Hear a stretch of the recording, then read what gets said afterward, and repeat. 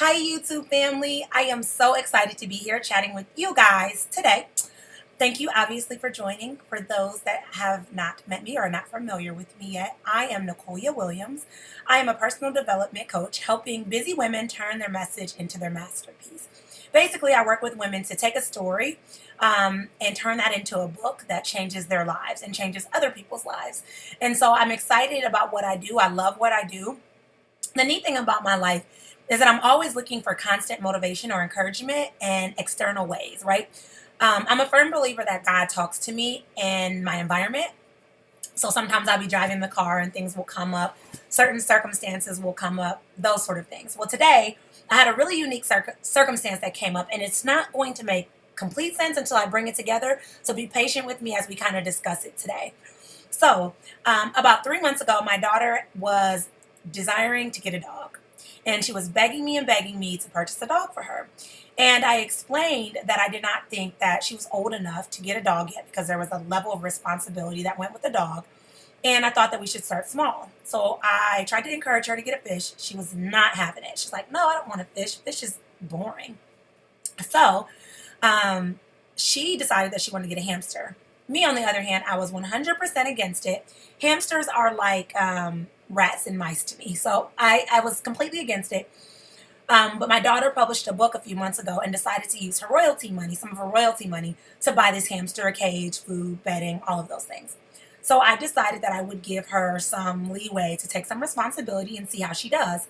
And then maybe in a year we could reflect on that and see how she does with the dog.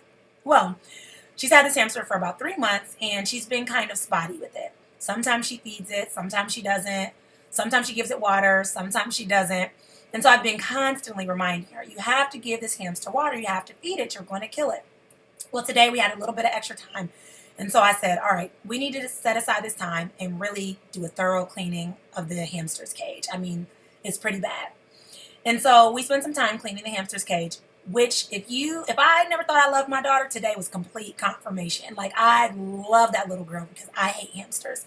So we're cleaning this cage out. I mean, I'm wiping just dirt from every angle you can think of, touching the hamster. Oh, and trust me, for those of you that know me, I'm super OCD, so I wash my hands like literally, I think I counted 10 times. And I'm still like ready to wash them again. So we cleaned this whole thing out. And what I had noticed is the hamster had taken all of the bedding and placed the bedding inside of its wheel. And so the wheel, obviously, for a hamster is used for exercise or fun. They could get on it and they could run. And the hamster had taken all the bedding and put it there and turned it into like an extra room or bed or something. So when we were all done cleaning it up, we put the hamster in the cage, we closed the cage, went to wash our hands. We come back and this hamster is just racing on this wheel, going. And I haven't seen this hamster run on this wheel forever because it's been covered in bedding.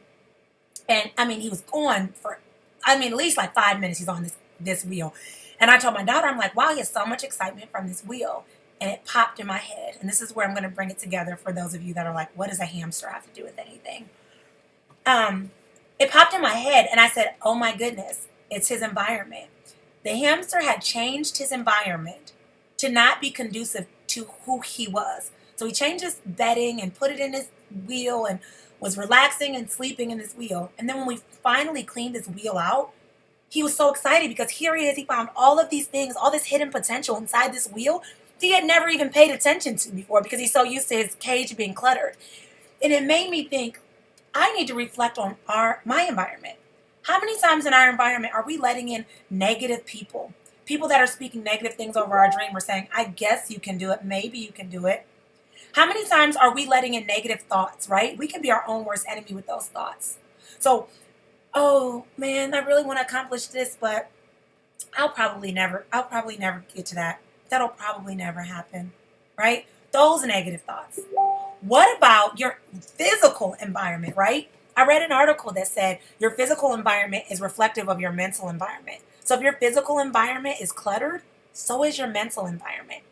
And how are you supposed to accomplish anything when your physical environment and your mental environment are cluttered? I'll give you a perfect example. Where you see me sitting is the office that I use to write my books. I do. And if you notice, I have a motivational quote here. I have a ton more that you can't see. I have 2 vision boards over there, tons of books, even more books back there and over there. My environment I have a sweet note over here from my daughter that says, "Mom, you can do it. I love you so much." Things like that, right? A beautiful picture from my youngest baby. All these motivational things, because when I come down here, I'm coming down here to win with my writing. I'm coming down here to focus on my writing. I am not here to focus on everything else. So I'm not going to be taking phone calls down here. I'm not having my daughters turn up and make a play date down here. I'm not down here watching TV, and I'm not doing all of that. I am down here to focus. I am down here to learn. I'm down here to write. And so I want you to think of whatever your goal is. If you're an aspiring author, what does your environment look like where you're writing? If you are an aspiring vegan, what does your kitchen look like? Does your kitchen have pictures of meat and all the yummy food you used to cook? Does your kitchen have different places where you can chop different things? Does that reflect what you'd like to become?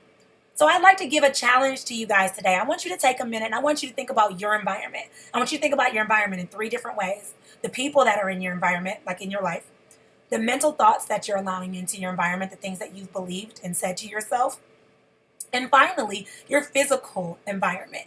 Reflect on those things, and I want you to see if those things align with the goal that you aspire to achieve. And if they don't, it's not uncommon, but you have work to do. You have work to do because you need to make changes so that your environment is putting you on the path to success. So, that is all I have for you today. I hope that you guys have a fabulous, fabulous, wonderful day. And if you are an aspiring author, I have a wonderful freebie that I'm going to put in the comments below. It is called Write Your Chapters. It's a freebie that's going to teach you how to get your chapters written. Because there's a lot of times you end up getting overwhelmed trying to understand the process. And I want to make those things easy because I feel like there are so many stories that could be shared if there was more understanding about it. So I will place that below, and I hope you guys have a wonderful day. And as always, continue with clarity. Bye.